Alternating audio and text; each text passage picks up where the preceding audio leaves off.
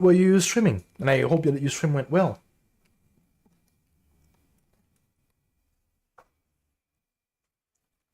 We're getting to the end of the lore book.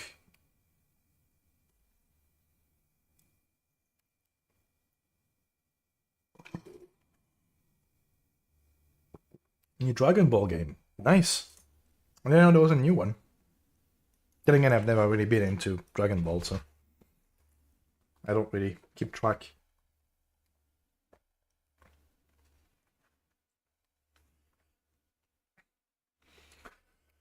Okay. Next part is overestimation, which is Varix chatting with Zavala, which I didn't know that happened, actually. Varix had never seen the Vanguard commander in person before. The images he'd seen were either candid shots from agents or images from co-opted surveillance that didn't reveal the man's true stature. Most of Zavala's bulk, he realized, was the armor. He was a lean man in reality, taut muscle and sinew. But as Varix stood before him, he realized Zavala's poise and confidence, along with his light, controlled the space around him, lent him an air of authority. Varix had not felt since standing in the presence of Marasov herself. Even Cade, of all people, seemed somehow different in the orbit of this man. Fascinating. Behind the light and the pose, Varix could see where the great Zavala's strength ended and anxiety began. That was where Varix needed to meet him and prove his worth. Vanguard Commander Zavala. Varix dropped to his knees and extended his hands, palms up on the ground, sure to keep eye contact. A judgment gesture meant to acknowledge that a dominant force was present. Cade sniggered behind him, but said nothing. Varix came to offer assistance, to help the Vanguard, the Guardians who have helped the Reef. Zavala stared Varix down. The judgment scribe saw much in that moment. Fortitude, intensity, desperation. On your feet, Varix. Zavala was quite used to giving commands and having them followed. Varix did as he was commanded. What do you want? A future for the Reef. Zavala's eyes were searching. Varix croaked and continued. Reefborn are close to doom. Zavala, the Awoken. Fallen, taken, Red Legion. All carve at the Reef, all claim its flesh. I made my offer to Petra after the war. His voice was gruff but not uncaring. She made her choice. Are you saying something has changed? I say this, Commander, Varix blurbed, and I have so much more to say to a true leader such as you.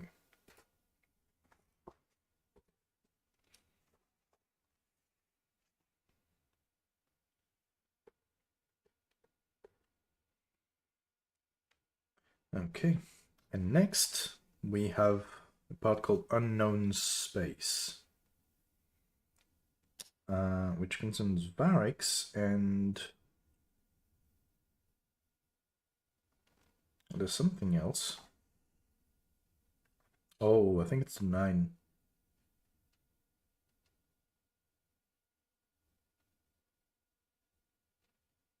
Possibly the 9.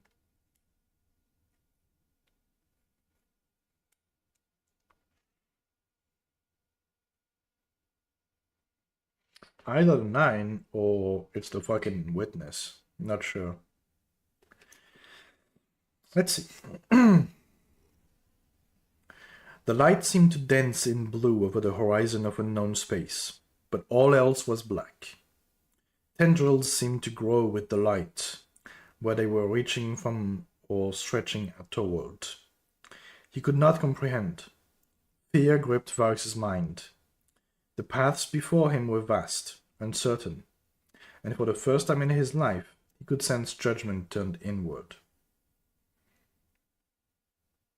Your will must remain your own, he told himself. You are the last elixir of House Judgment. The destiny of your people is in your hands. You will save them. You will stand for the fallen. You walk among them because you have failed. The voice, soft and yet so strong, echoed around him in the space, through him like he was a string on an instrument. I walk among the children of earth and the blessed of the great machine, the one they call Traveler, because they have been chosen. For you, the great machine is a dark mirror. Varix felt cold, unlike he had ever known. Unbidden, memories rushed past him. All he could do was hang on as the last days of the elixir played out in his mind. He and his fellow scribes passing judgment in their soft fur robes. Then the whirlwind, the elders torn apart, the pillaging of the house. Varix kneeling before a window, staring up at the great machine, watching it vanish, the long journey in the darkness. His flight to return with the wolves, his pleas to Scolus, the pact with Fickrul to sever Calix Prime and secret it away, the Prime vanishing, and again Fickrul on the horizon, preparing to give the fallen what they so rightfully deserve. There is only one path left for you here, the place where everything dies and begins anew. With that, a new power burned, affording him the strength to rise again. Judgment cast. The screaming pulse of the prison alarm stirred Varix awake. On the comms, he heard Petra's voice. Cade had returned. So I think that might have been the witness talking to him. I'm not sure. So the remastered version DBZ back in PlayStation 2 days. Gotcha. Yeah, I never even had a PlayStation 2. Funny enough. Like, I had a PS1 that I barely played because it was like an old model, and I had like the first Xbox, but then I jumped straight to PS3. Yeah, never actually had a PS2.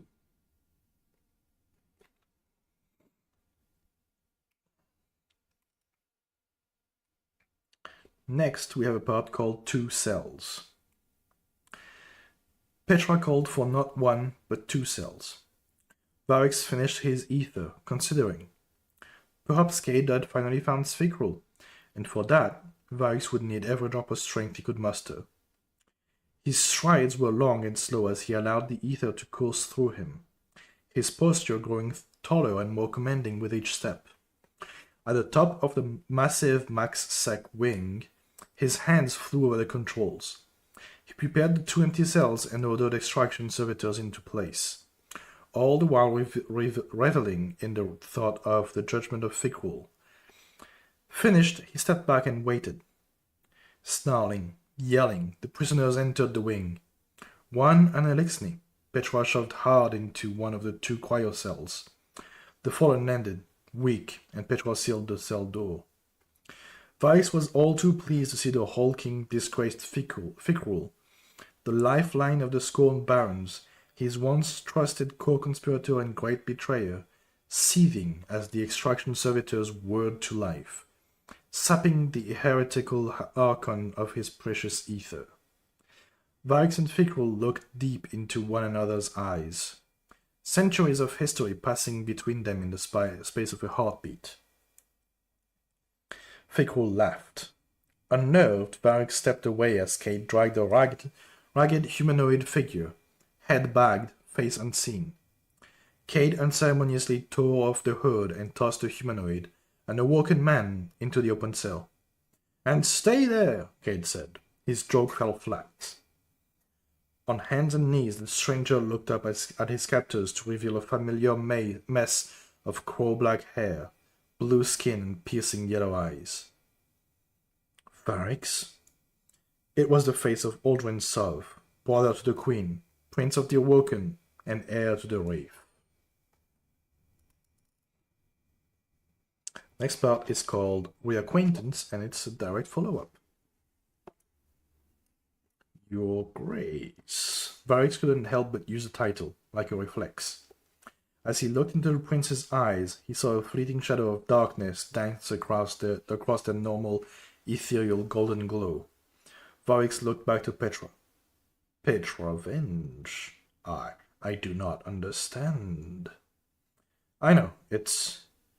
Something's wrong with him, Varix. He's mad. Lock him down. Lock down the entire cell block. No one in but you or me. Speak of it to no one. As far as the system is concerned, Aldrin Sov died over Saturn. Varix looked to Cade for answers, but the Exo just threw up his hands in defense. Don't look at me. Prince Whinyface and Fickrell were thick as thieves when we found them. Took all I had in me not to shoot the both of them.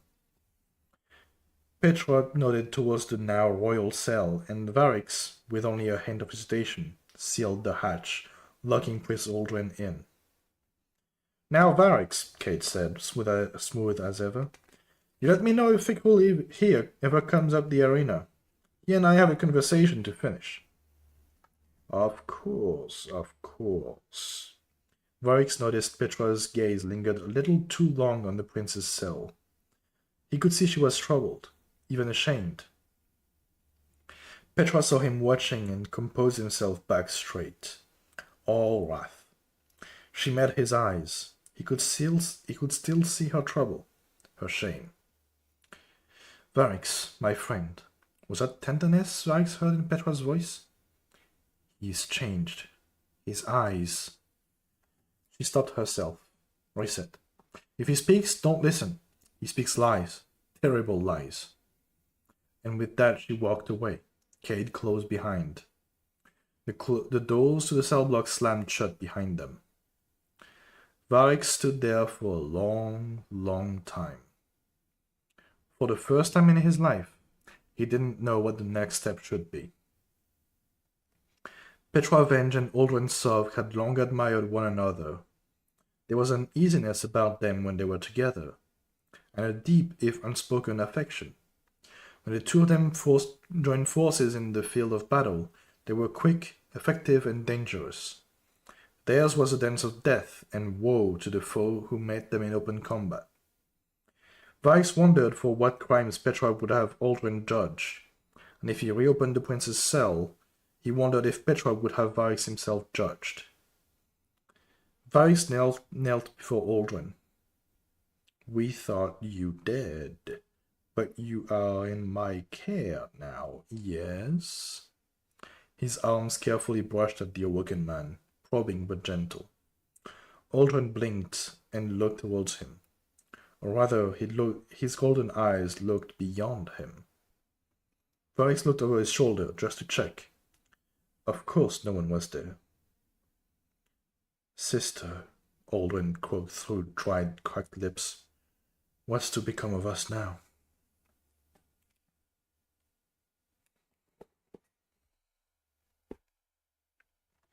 Have a quick drink.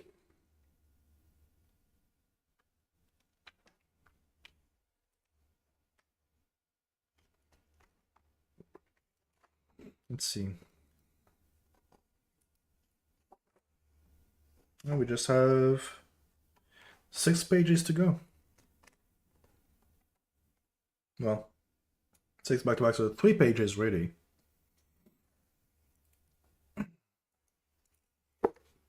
Man, I did not expect this fucking lore read to take 4 hours, I'm not gonna lie.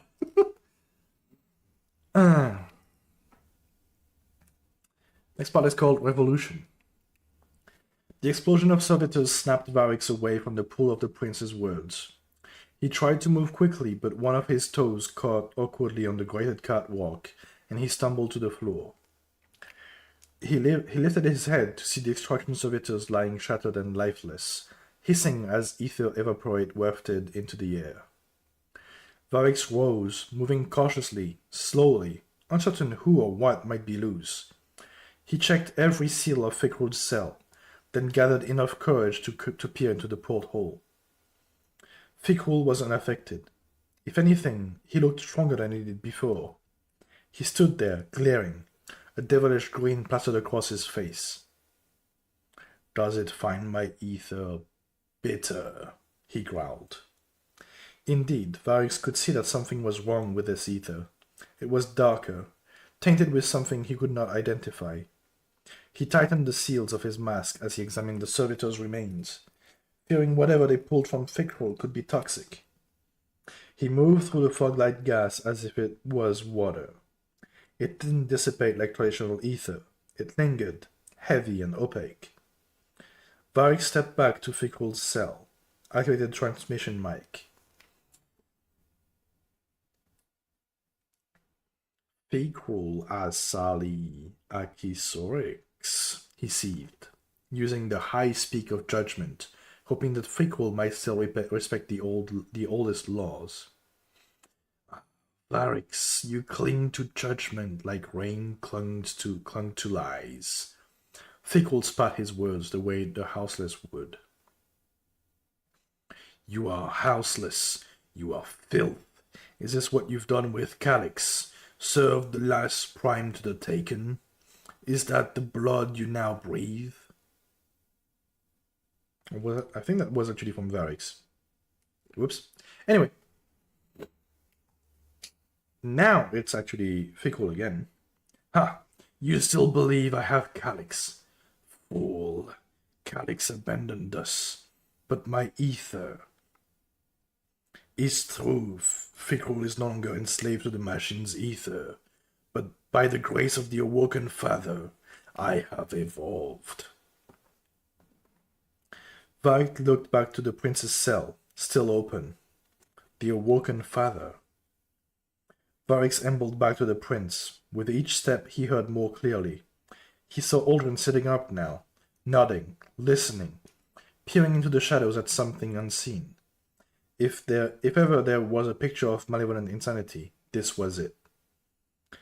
The prince spoke. Yes, sister, I see it now. The army of the reviled that you promised me. Damn, Aldrin. Next part is called The Spark. Varix, ever the loyal, did as Petra commanded. Access to the lowest cell block was reserved strictly to the warden and the regent commander. Unfortunately, this meant that every menial operational task was left to him. Meal distribution, waste disposal.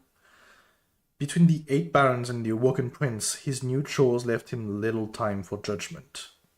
Thrice per day he visited the blocks, and thrice per day he had to manufacture excuses to the local course attachment for why the lowest level of the prison was now off limits. Rumors swirled. It was not unknown that Petra and Kate Six had smuggled some unknown high-value prisoner. A humanoid prisoner, no less. But first were the prisoner of elders, if the rumors were true. But Varix assured anyone with the gumption to ask that his judgment of the scored barons was a sensitive process to be conducted in private. Petra herself did not help extinguish the scuttle. She was less an adept at the art of secrecy, and everyone knew it. She responded to any bold queries with a stern, "It is none of your concern," which itself was tantamount to a validation that some of the versions of the rumors were true. If only she'd found joy in her Takian training. If only she'd learned more from the Queen. Each time Varix performed his rounds, he asked himself what loyalty, if any, he owed to the prince. And each time he stopped short when he bore witness to the prince's ramblings. Today was no different. There Aldrin sat, elbows atop knees, staring into the same dark corners of the cell, face concealed by his long black hair, seemingly communing with nothing. I see now.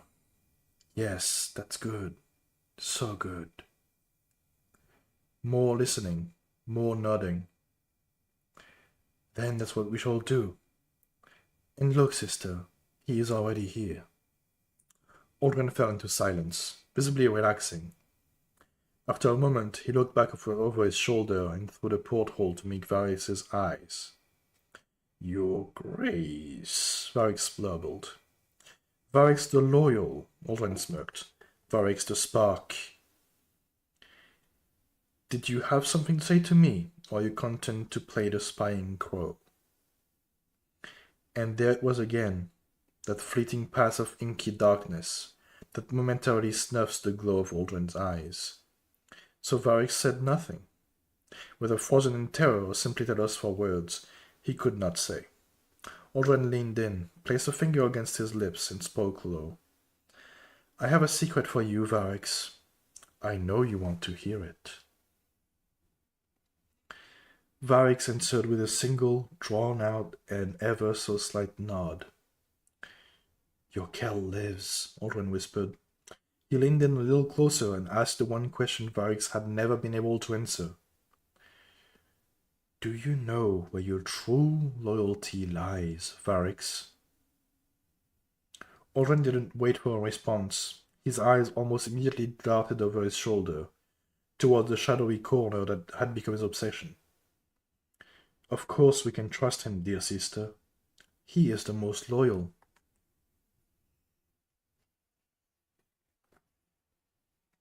Damn it, Varix.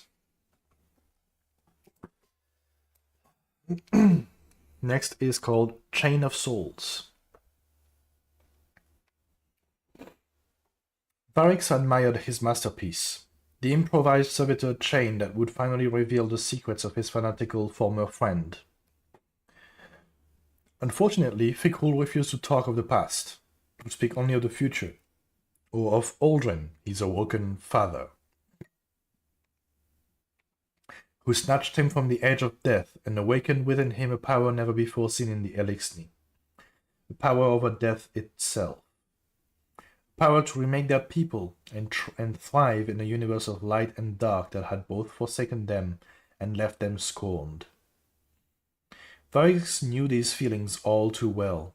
It was here, in the deepest catacombs of the Prison of Elders, where he thrived, where he worked to rebuild the Elixni. This was his home now, this workspace where he was free to explore the potential of the prison's inmates for future leverage. The emerald marrow worm food of the hive, the prismatic viruses of the Vex, silent flare wavelengths. Each of these secrets had been wrested free within these dank halls, traded among his networks for more secrets or harnessed into weapons for the Awoken. But the secrets of Fickrul's mutation eluded him. The power within was obvious. Scattered about the floor was the evidence of its potency, as well as too many nights of failure, wrecked sentry servitors, dozens of deflated drags, all pulled from the upper cell blocks to act as his assistants.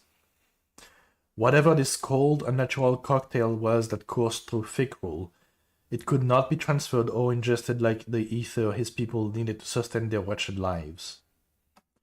Varix was all too ready to give up, send Fickrul into the arena to face Cade Styx, and put an end to the legacy of the scorned barons.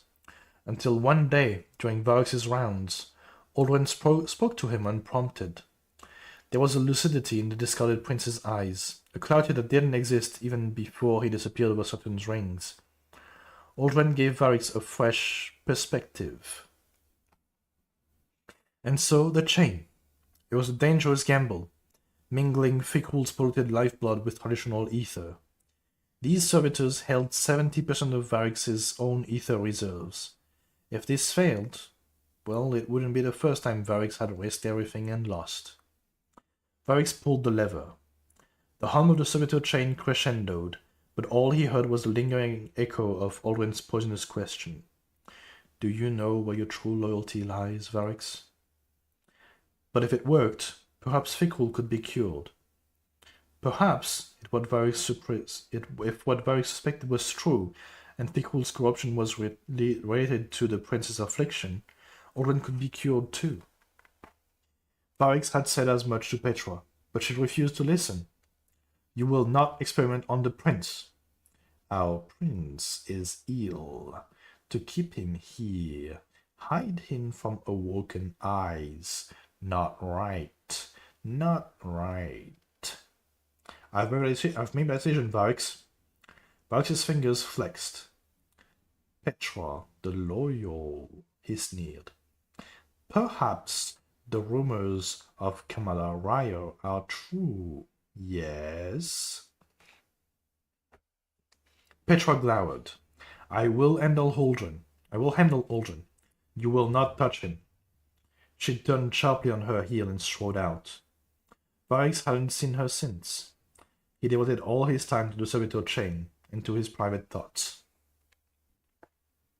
Yes, Petra indeed.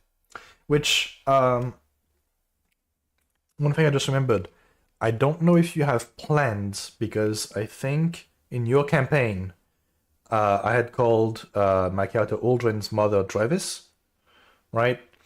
I don't know if you have plans for her, but I did read about Travis in this book, so I have thoughts and ideas. Yeah, you named her. But yeah, it gave me some ideas that could be inspiration for you to do some stuff about. I will. You listen. Well, might as well tell you now. I'm almost done with the book. Like literally, it's just the two sides of one page, and then I'm done. So, Travis was actually the leader of a group of Elixni or Fallen, known as the Silent Fang, who were basically a bunch of assassins, like lots of guerrilla tactic type of things, stealth, bunch of things like that. So maybe something that she could have gotten up to. I don't know. Just a little suggestion like that.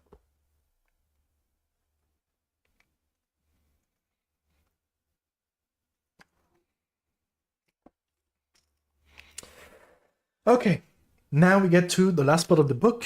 After that, I'm gonna take a short break. Chill for a bit, let my voice rest a little, and then we'll be back with the crew to play some Enshrouded. I won't drop the stream. I'll probably just put it on BRB for a sec, and then yep, we'll get back into it and we'll play some Enshrouded. So, this last part is called Where Loyalty Lies.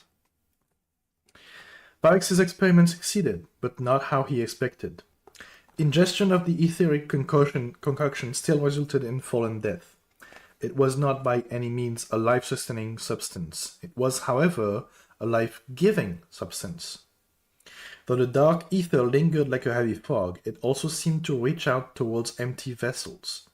In this case, it found the dead dregs that littered his floor. It slipped into the corpses like a slow inhalation, inflating them, stretching them to the point of boils and bursting, pulling them to their feet. The dark ether gave life to these lifeless dregs, new life. They seethed. Their breathing was steady, but hard and fast. They rumbled as if volcanoes lived inside their chests. A black fire rose from their skin as they burned this dark ether like a jet engine burns its fuel. What Varys really saw before him was hate-fueled rage incarnate, and the beginning of another whirlwind. They were no longer just fallen. Fikrul called them his scorn. Behind him, Fikrul laughed and laughed and laughed until he abruptly stopped. That moment, the scorn dropped to the floor, dead once more. Your scribes, your kells, your houses, they will all soon be forgotten, like the elders and the scathe before them. Fikrul growled in Varius's precious high speak of judgment. This drew Varys closer, face to face through the cell's porthole.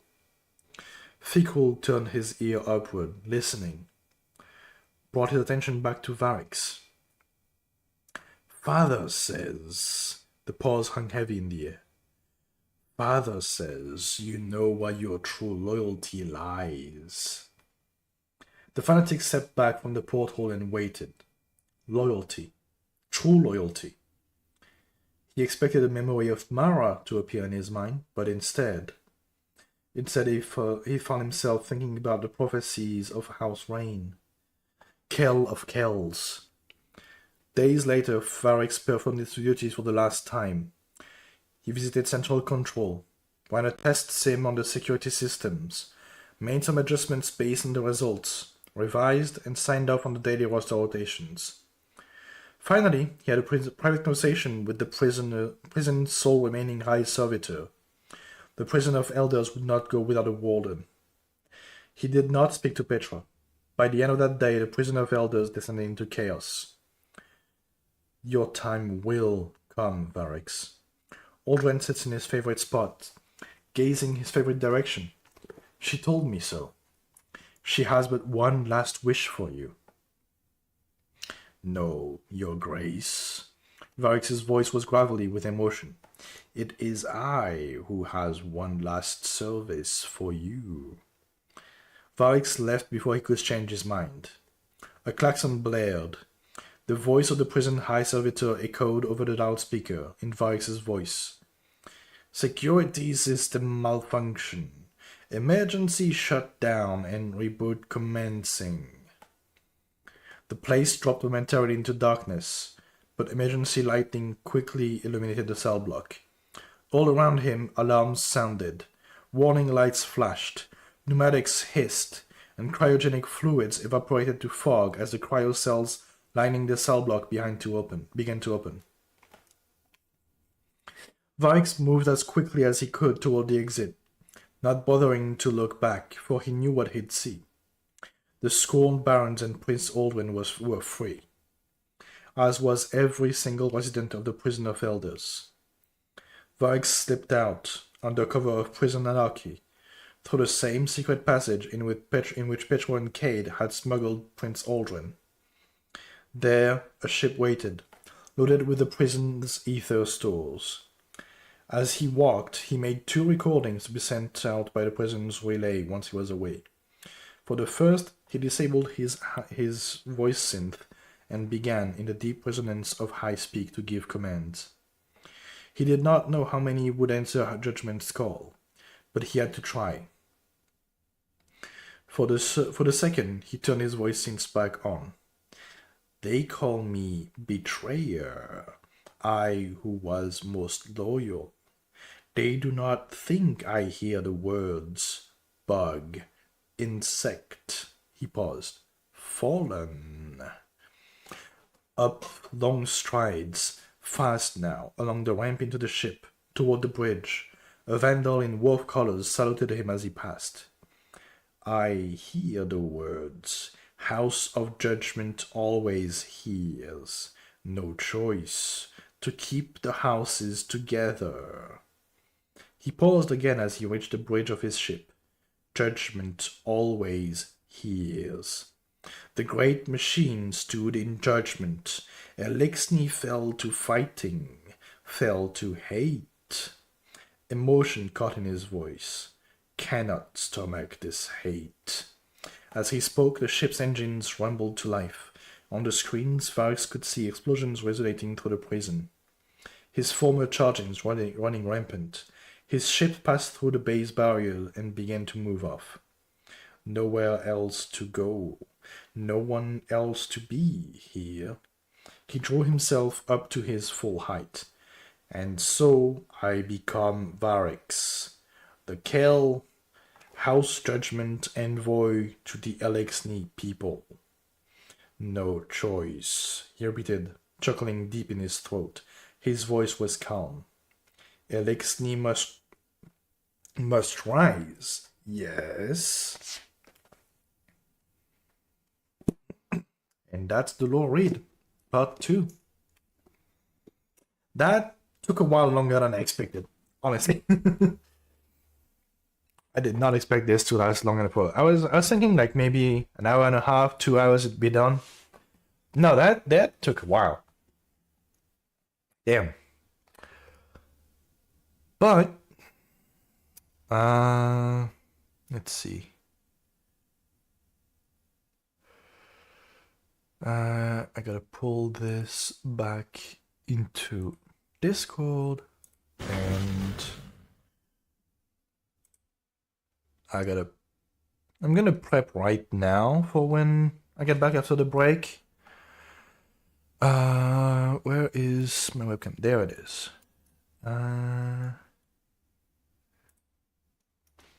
There we go. Now it's back. Okay, so like I mentioned, gonna take a short break, kind of relax the voice and all of that, stretch my legs a little bit, you know, all that stuff. The meantime, you know, hydrate yourselves, stretch out your legs, all that stuff as well. And I'll be back in a bit with Dan, Kitty, and Morgan, and we'll play some Enshrouded.